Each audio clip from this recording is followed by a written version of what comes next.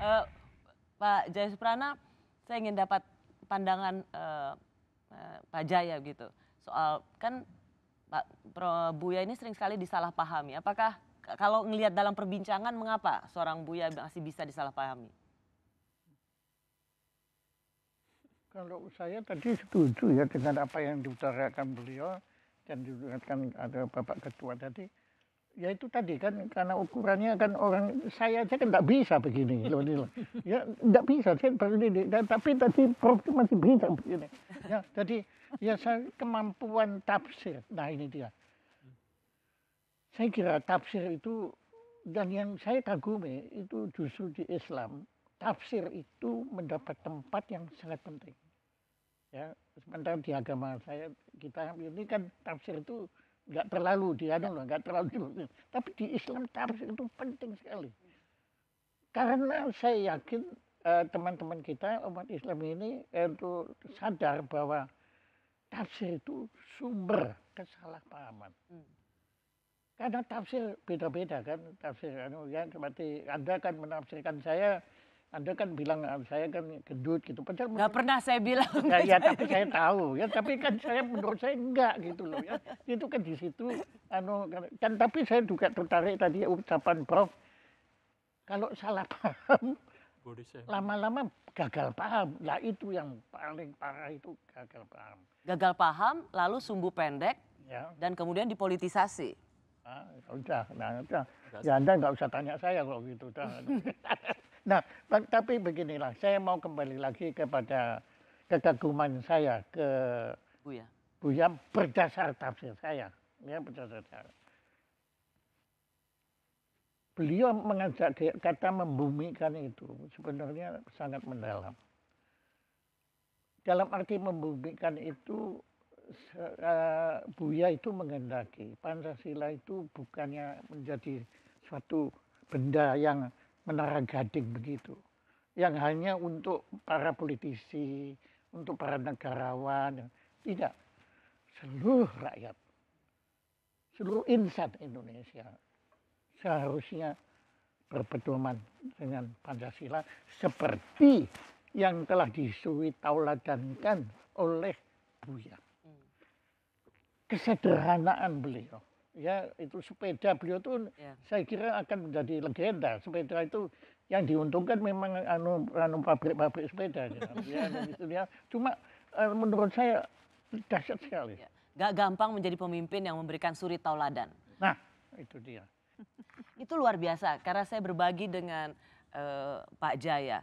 Kami sendiri, saya aja sendiri itu nggak tega banget kalau ngelihat Buya Shafi'i itu dihujat.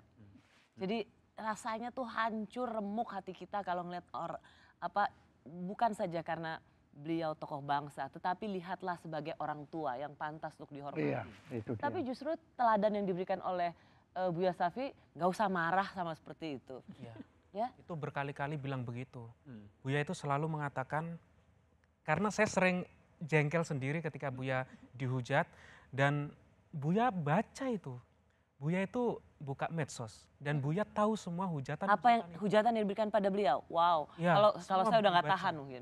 Kita nggak baca. Ya. Nggak mau baca. Ngapain, itu energi negatif. Ketika saya jengkel, mungkin marah dengan diri sendiri, marah dengan situasi, tetapi Buya selalu mengatakan, Eri jangan pernah marah. Siapapun perlu disantuni. Itu yang selalu Buya katakan. Buya itu sangat pemaaf dan enjoy kemana-mana, ndak ada merasa terancam, sepedaan itu setiap hari.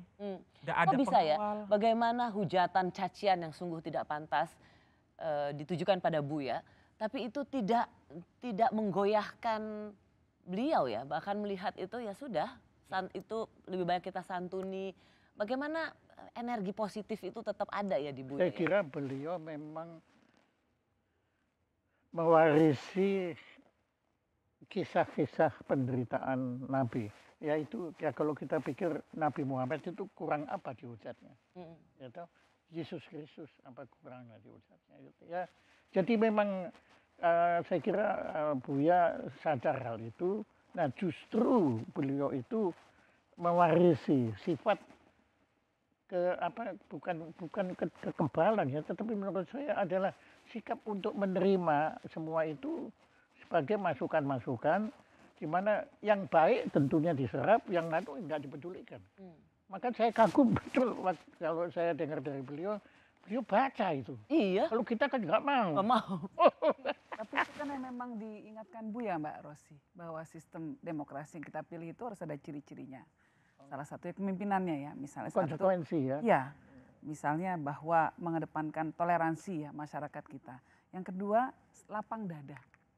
Secara sangat spesifik Buya mengingatkan kan, salah satu pesannya bahwa kita semua harus lapang dada dan ini langsung dipraktekkan. Dan kalau saya boleh nambahin Mbak Rosi soal sikap Buya tadi ya soal tuduhan bahwa beliau dekat dengan kekuasaan. Ini harus diluruskan karena dekat itu bukan berarti terkooptasi. Betul. Beda sekali. Dekat untuk menasehati itu malah jauh lebih baik lagi gitu ya. Dan itu yang dilakukan oleh Buya. Ya. Saya sering WA dengan Buya dan WA saya terakhir dengan beliau beberapa bulan sebelum beliau berpulang itu menyangkut tulisan beliau yang mentereng di luar keropos di dalam. Betul. Itu kan luar biasa sekali tajamnya kepada pemerintah. Beliau menyoroti bagaimana pemimpin kita Pak Jokowi dipuja-puja di luar negeri, tapi sebetulnya masih banyak pekerjaan rumah yang harus kita selesaikan di dalam. Bagaimana kita harus membangun institusi negara kita untuk tetap berdasarkan kepada demokrasi yang transparan. Ya, makanya semangatnya Buya untuk terus berjuang menegakkan anti korupsi di Indonesia ya sampai akhir hayatnya. Ya. Lalu kemudian bagaimana demokrasi di Indonesia itu para pemangku kekuasaan, pemegang amanah dari masyarakat betul-betul bekerja untuk mereka. Termasuk di dalamnya para birokrat, mulai dari tingkat pusat sampai tingkat daerah. Bagaimana kebijakan-kebijakan dijalankan betul-betul untuk mencapai keadilan. Ya, jadi apa yang dikatakan Mbak Yeni ini itu yang orang nggak tahu bahwa meskipun seorang Buya Syafiee itu dianggap dekat dengan kekuasaan, ia tidak pernah menerima, dia tidak taken for granted. Ia tetap memberikan masukan yang bahkan sungguh kritis.